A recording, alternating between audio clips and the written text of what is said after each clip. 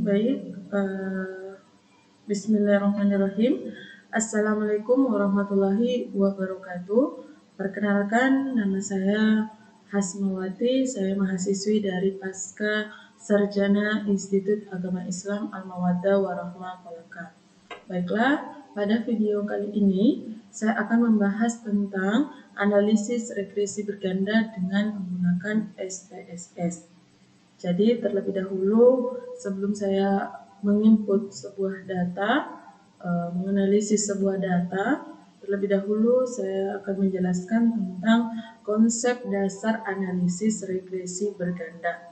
Jadi di sini analisis regresi berganda bertujuan untuk mengetahui ada atau tidaknya pengaruh dua atau variabel atau lebih variabel bebas atau X terhadap variabel terikat atau Y.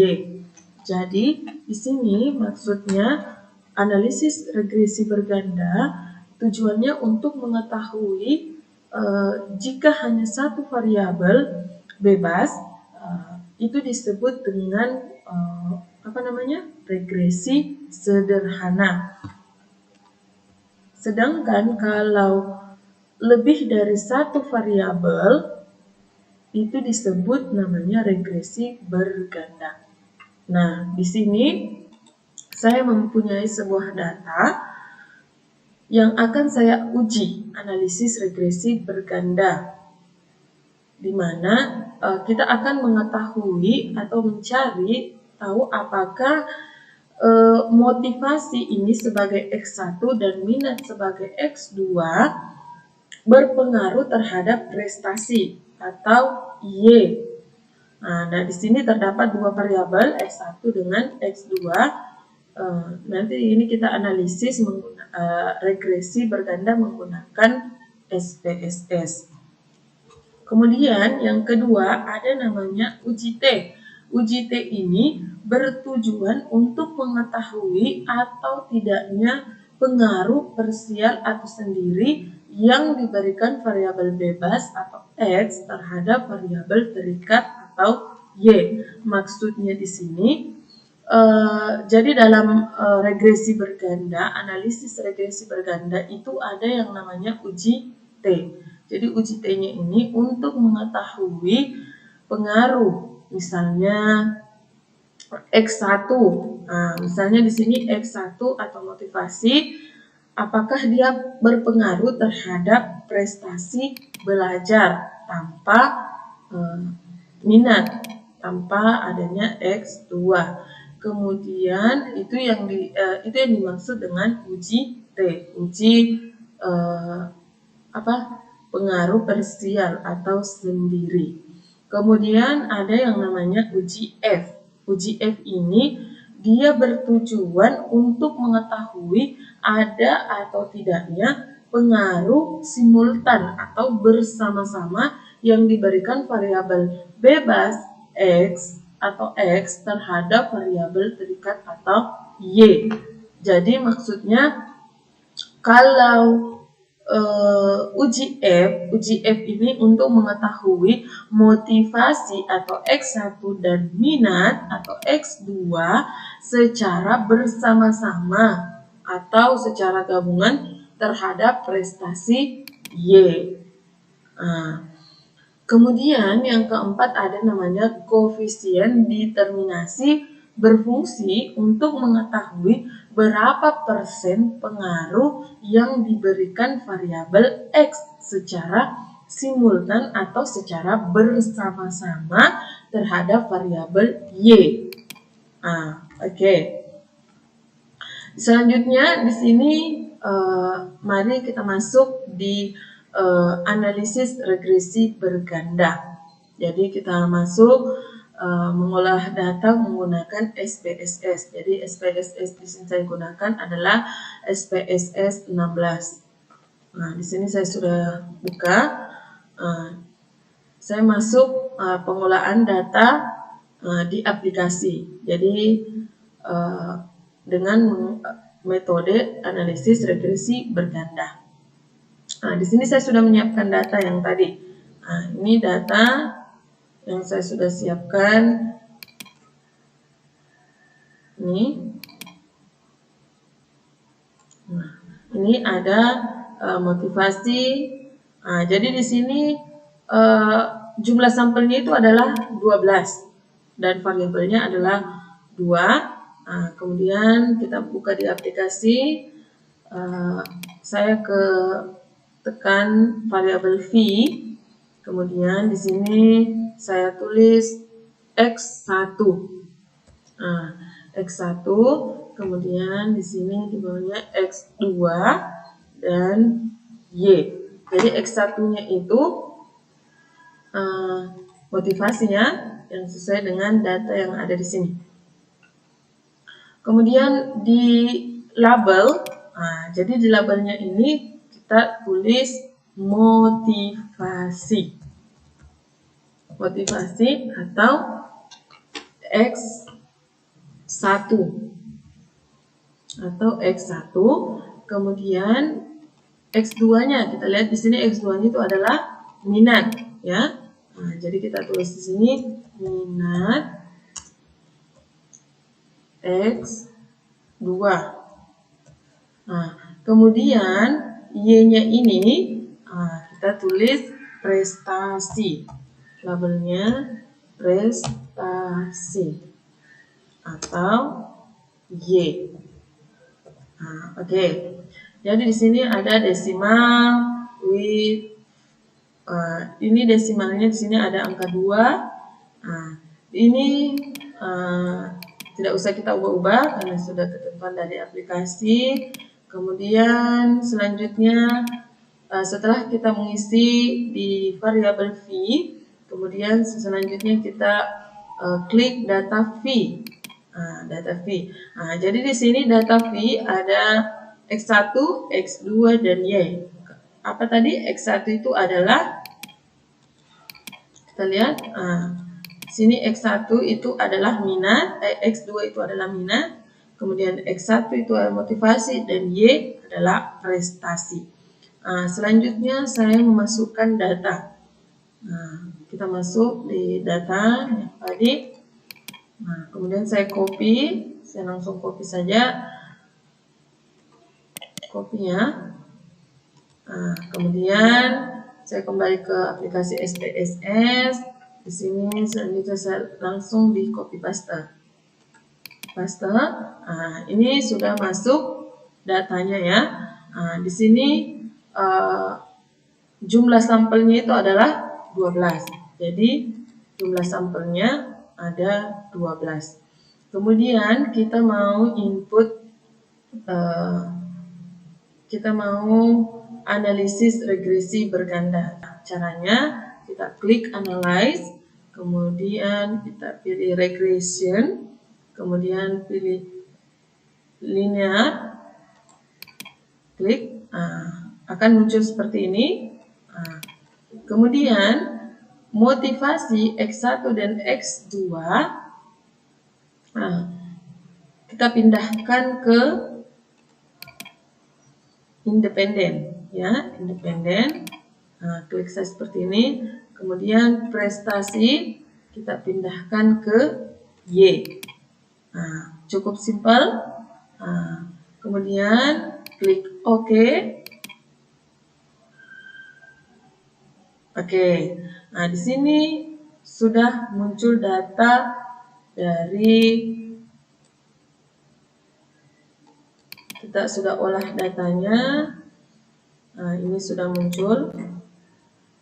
Ini ada tulisannya regression. Oke. Nah, di sini sudah muncul outputnya ya, analisis dari regresi berganda. Kemudian kita tinggal memahami hasil dari output ini, apakah ada tidaknya pengaruh terhadap Y. Oke. Sebelum itu kita kembali dulu ke ini. Sini.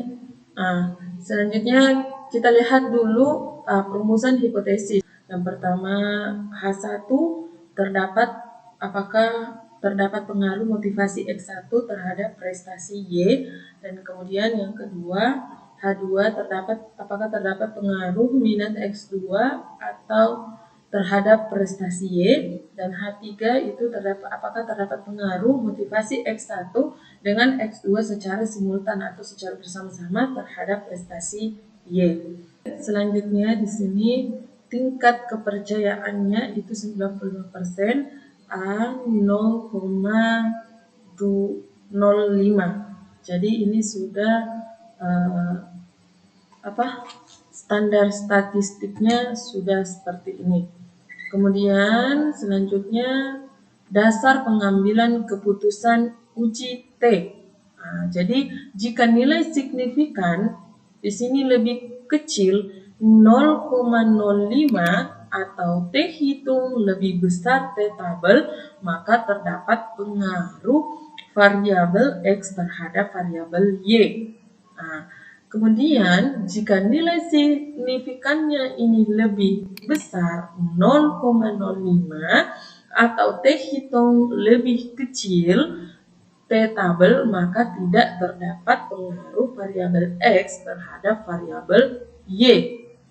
Jadi di sini ada rumus ketika kita menghitung uji T. Jadi ini sudah ada rumusnya. T tabel sama dengan T A bagi 2 N kurang K kurang 1. Jadi saya jelaskan di sini. A-nya ini standar statistiknya itu sudah kita ketahui tadi 0,05.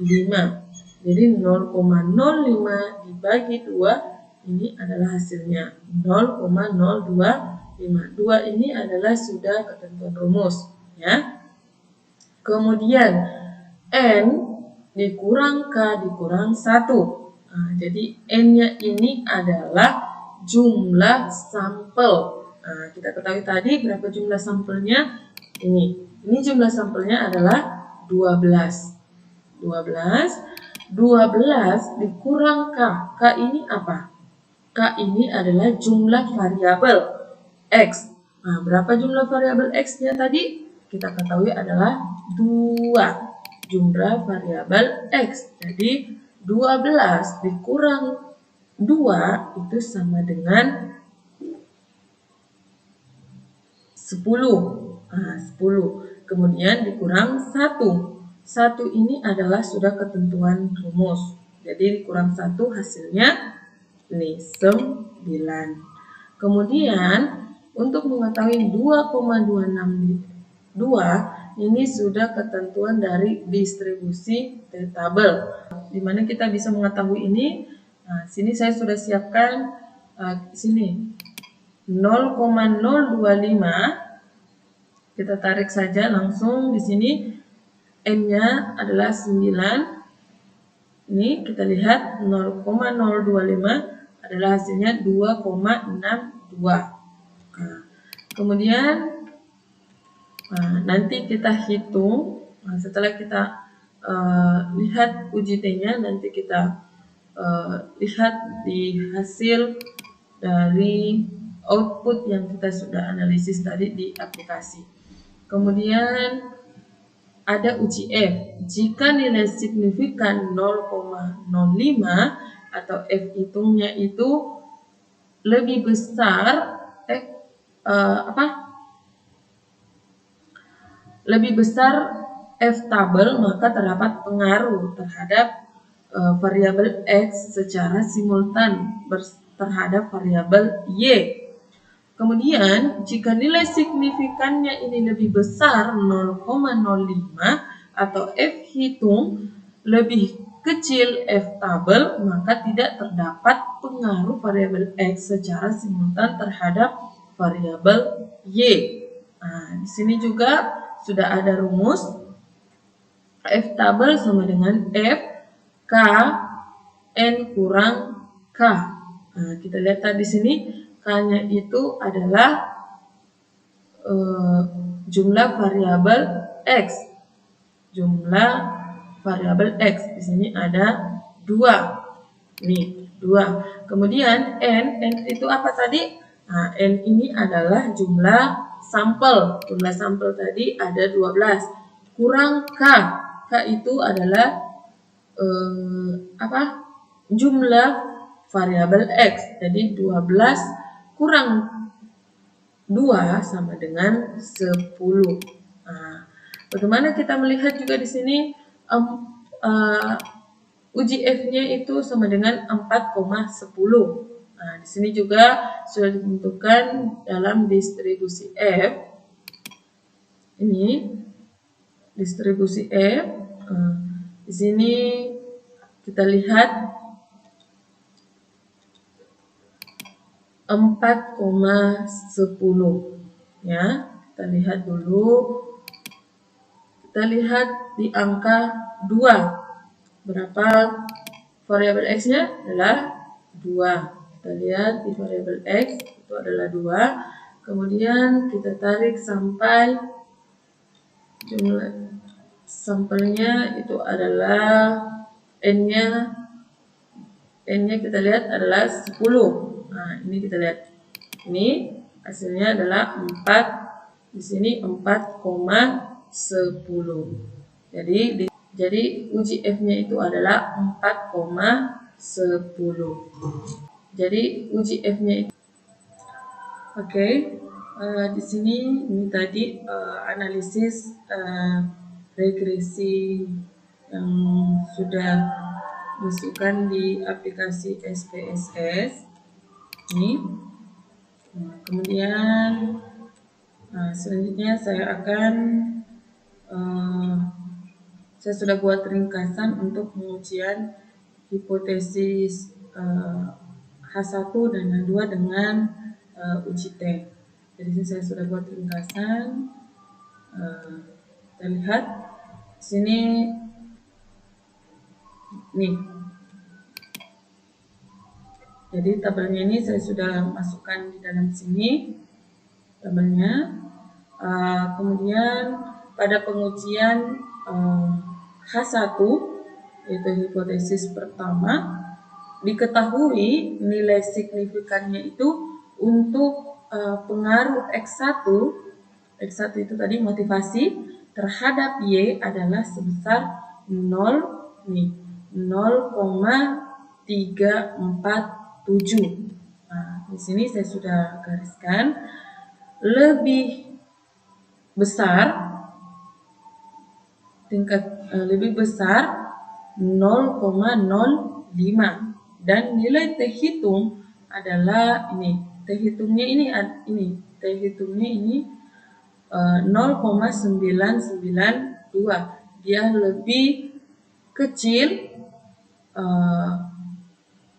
T tabel 2,62 sehingga dapat disimpulkan. Jadi T tabelnya ini tadi yang kita ini 2,62. Ini kita lihat dari rumus uji T tadi 2,262. Kemudian sehingga dapat disimpulkan bahwa hipotesis pertama atau H1 ini ditolak, yang berarti tidak terdapat pengaruh terhadap X1 dengan terhadap Y. Jadi karena dia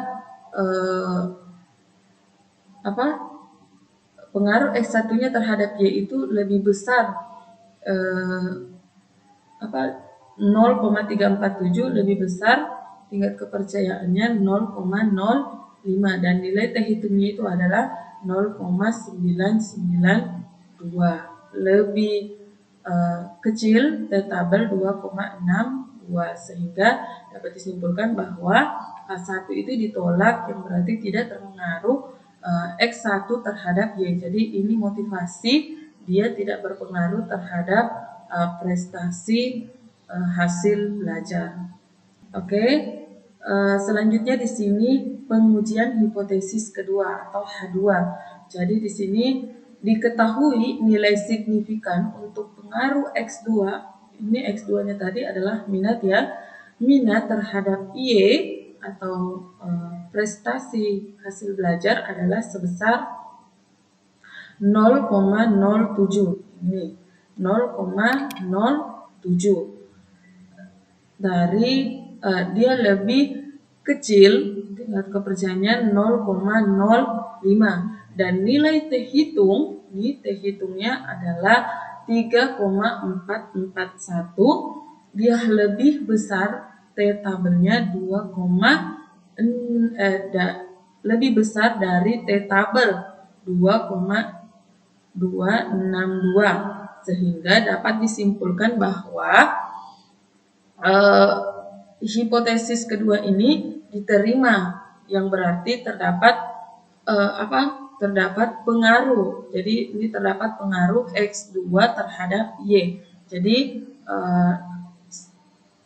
sama halnya dikatakan bahwa minat atau X2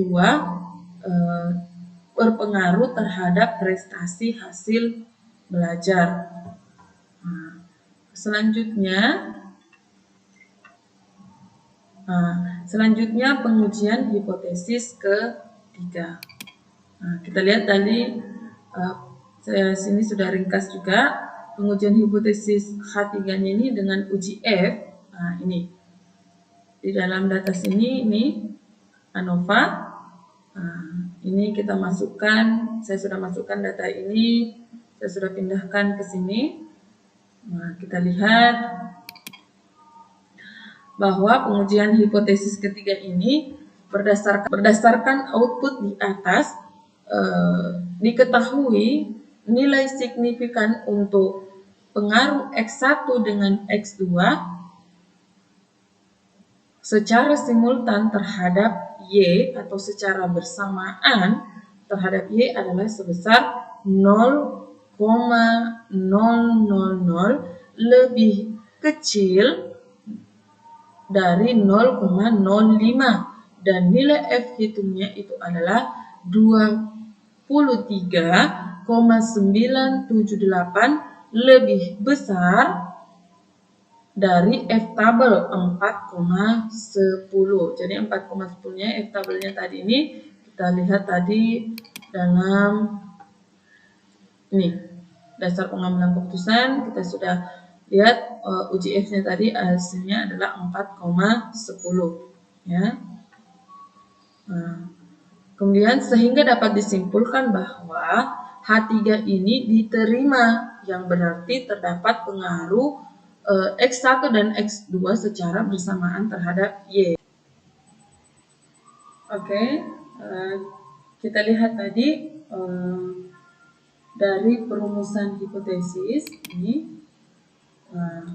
Jadi H1 itu tadi dari perumusan hipotesis ini bahwasanya tadi H1 ini tidak terdapat pengaruh motivasi X1 atau motivasi atau X1 terhadap prestasi atau Y. Kemudian hipotesis kedua, dia tadi terdapat pengaruh minat atau X2 terhadap prestasi Y. Kemudian hipotesis ketiga itu terdapat pengaruh secara simultan atau secara bersama-sama terhadap motivasi atau X1 dan minat atau X2 secara simultan terhadap prestasi Y atau prestasi dari hasil belajar. Oke, selanjutnya di sini kita lihat pada konsep dasar analisis regresi praganda. Nah, di sini ada namanya koefisien determinasi. Nah, kita bisa lihat sini. Ini koefisien determinasi. Kita lihat pada output pada aplikasi SPSS. Kita lihat di tabel ini model summary. Model summary sini sudah saya copy model summary. Jadi kita lihat koefisien determinasi. Jadi berdasarkan output ini di atas diketahui bahwa nilai R atau square sebesar 0,842. R square-nya itu sebesar 0,842 ini. 0,842. Jadi hal ini mengandung arti bahwa pengaruh variabel X1 dan X2 itu secara simultan atau secara bersama-sama terhadap variabel Y atau prestasi hasil belajar adalah sebesar 84,2%. 84,2%. Tadi sebelum saya tadi memulai bahwa ini koefisien determinasi itu adalah berfungsi untuk mengetahui berapa persen pengaruh yang diberikan variabel X dengan secara simultan terhadap variabel Y. Nah, ini hasilnya. Oke. Nih. Ini hasilnya.